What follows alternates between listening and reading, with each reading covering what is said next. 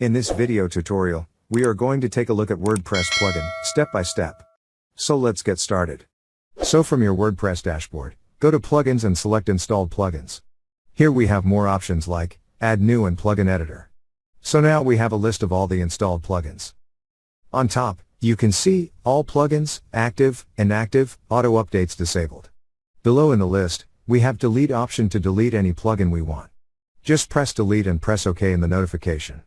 As you do so, you can see that the above metrics will update automatically. Then we have deactivate options on certain plugins, which are active right now. Once you deactivate them, you will get options to activate it or delete it. On top, we have this Add New button to add new plugins. Click on it. Here we have categories like featured, popular, recommended and favorites.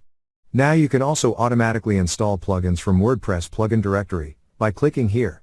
Also you have Upload Plugin button to upload any plugin you want. You can also search for plugins from this right search bar. So this is an overview about WordPress plugins. Thank you for watching.